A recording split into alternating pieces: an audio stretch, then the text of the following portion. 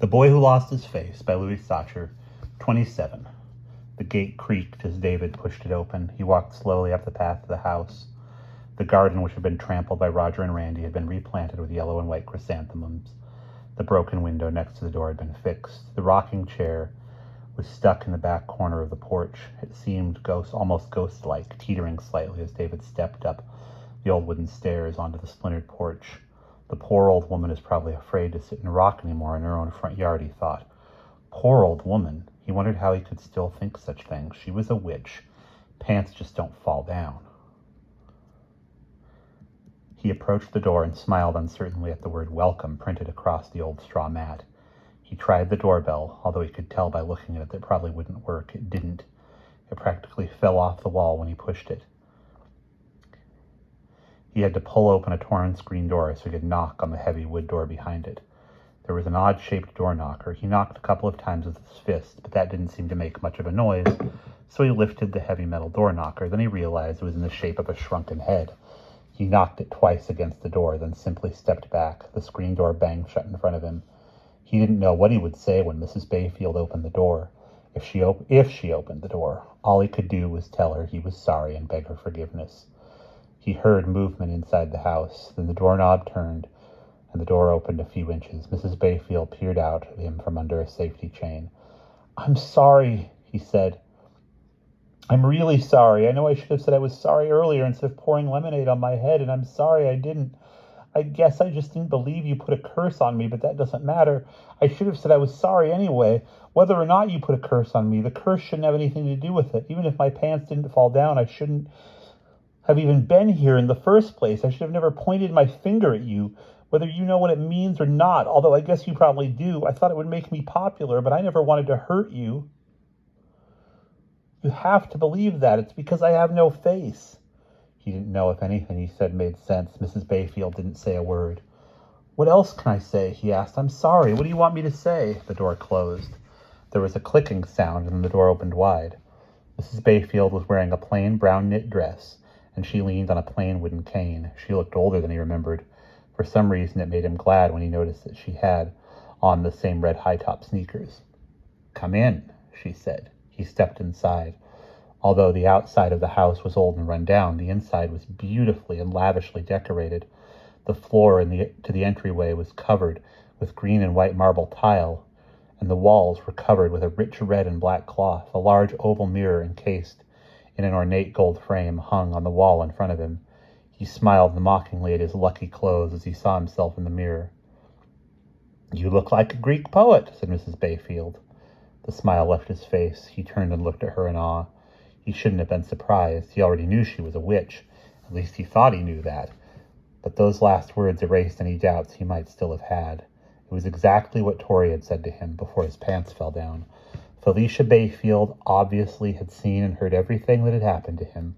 She'd seen his pants fall down. Of course, she probably saw him put on his pants every morning, too.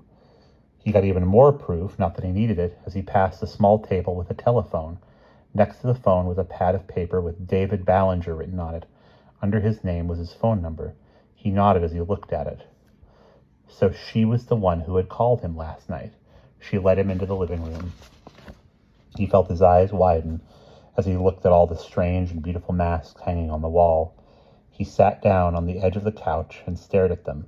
Some of the masks were very odd, faces with 3 eyes or faces that were half black and half white. There was one that looked like it was part lion and part human, although it was impossible to tell where the lion stopped and the human started.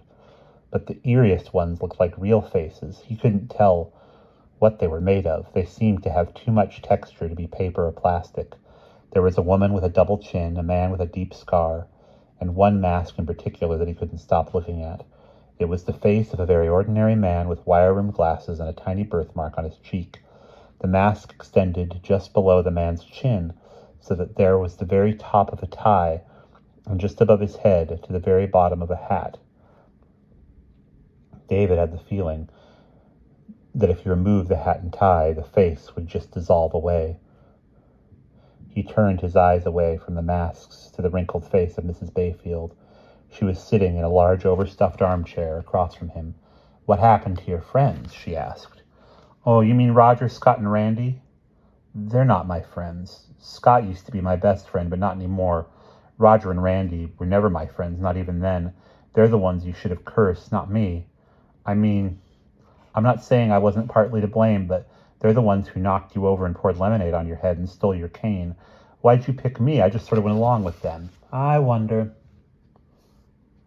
said Mrs. Bayfield, who is more to blame, the leaders or the followers? Isn't there anything I can do? David pleaded. I still have my whole life ahead of me. Just tell me what I have to do and I'll do it. He threw up his hands. Or am I just going to be cursed for the rest of my life? Can you tell me that? Do I have to spend my whole life wondering when my pants are going to fall down? Mrs. Bayfield's green eyes sparkled as she smiled. Isn't that what life is all about? She asked. We all pretend we're such important, dignified people. We become doctors or lawyers or artists. Hello, how are you? Let's have a barbecue on the 4th of July, but really we all know that at any moment our pants might fall down. There was this girl, said David. Of course.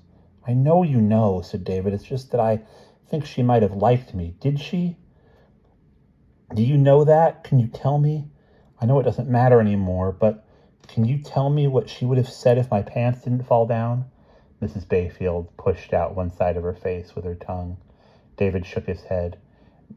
Never mind, he said. It doesn't matter anyway. I can never face her again. How can I ever go back to school? Everyone will know about it.